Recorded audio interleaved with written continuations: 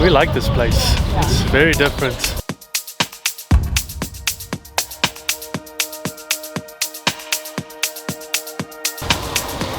Good morning from Skopje, North Macedonia. We only have one day here, so we are going to make the most of it. The weather has been forecasted for rain, and more rain. So we're hoping to get the most out of today and do a ton of walking around. Right now we are crossing the Old Stone Bridge. It's one of the oldest bridges in Europe, and it dates back to the 15th century, which is pretty cool. You can actually see the difference between the old part of Skopje and the new part as you cross this bridge.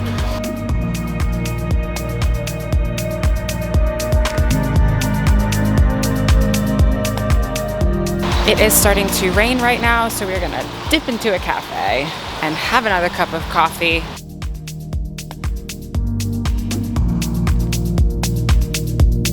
So the rain stopped, so we're able to get out and explore a little bit more.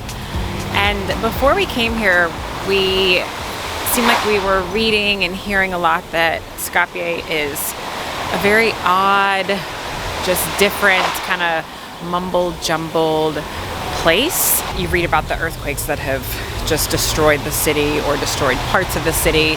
So it kind of makes sense that there's these different types of buildings in this area. It looks like you get old and modern and in between, and I think it's pretty cool.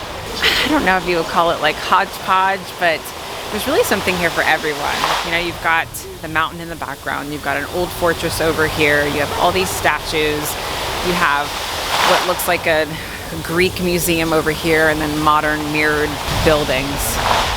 Again, I think there's something here for everyone.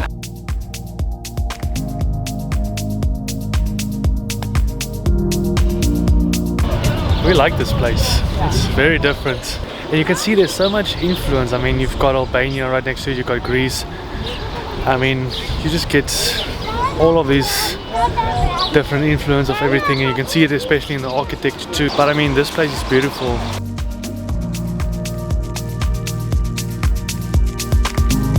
It's pretty clear why this place is called the City of Statues, because I think there's more than 100 or 150 statues in a 2 square kilometer radius. One major figure is Alexander the Great, and just the achievements that he did. His father died when he was 20 years old, and since then he had to take on responsibility, and he was a pretty great ruler until he died when he was 32 years old. The reason why there's so many statues here is there was a big project going on. It's called Project 2014, and they wanted to get tourism and some people coming here to visit the place, and they wanted to make it more unique, so they built a lot of statues in this place. And there's some debate on where the people of the statues come from, but nevertheless, it really is cool because everywhere you turn, there's a statue. And right now we're walking across one of the 4 bridges going over the Vardar river, which runs through Skopje. This is the bridge of warriors, I think, because there's another one that has poets and entertainers or writers. It's raining again, so we're gonna have to rush in somewhere real quick.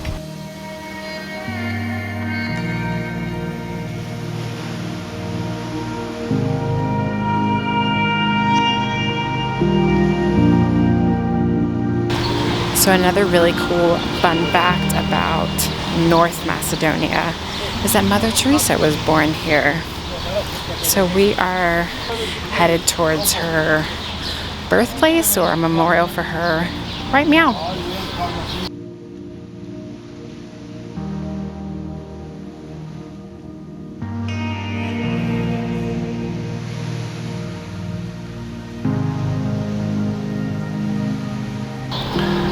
Right, we just got done in the Mother Teresa Memorial, and this is where she's from. She was born here in Skopje in Northern Macedonia, and I think she's probably one of the most well-known figures in human history just for her selfless acts. I mean, she dedicated her whole life to caring for the poor and for the sick. It's amazing to see, and when you come to Skopje, that's definitely something that you should come and visit and just really see all the deeds that she have done and realize how selfless that was. It's really something to admire.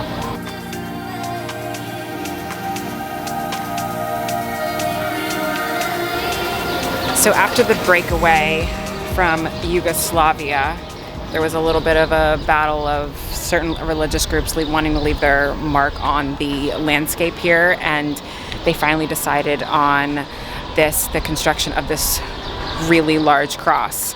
And it is at the top of, I think it's like Vodno Mountain. There's a mountain that's just right here outside of Skopje, and it is the third largest cross in the world. It stands 66 meters tall, and when the clouds aren't there and at nighttime, it is a sight to see. You can see it from everywhere in the town.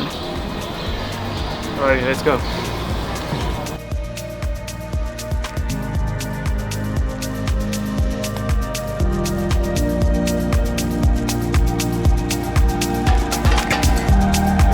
Walking into the Bohemian district, which, forgive me because I'm about to butcher this name, it's called Bazaar, M-A-A-L-O, and it's just a neighborhood about a 20-minute walk west of the square that we were in earlier, and it's just a really kind of cool, chill neighborhood. It's got the cobblestone streets, lots of trees and flowers, which are everywhere, by the way, but there's lots of restaurants and cafes here.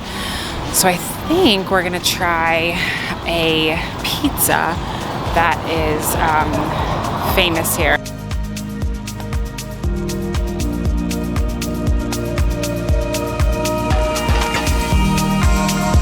There's no cheese on it?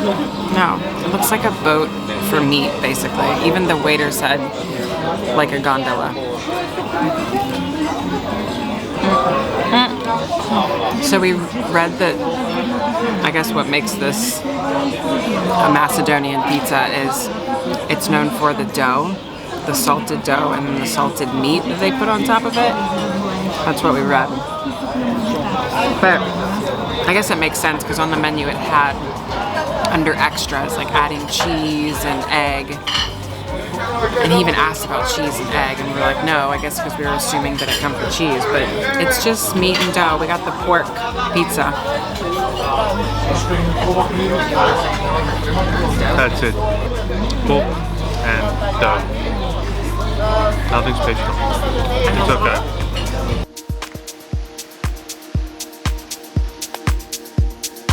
After that interesting pizza experience, we're gonna make our way back through the city square, over the old bridge, and into the old bazaar, one of the oldest bazaars in all of Europe. Yeah, pretty sure about that.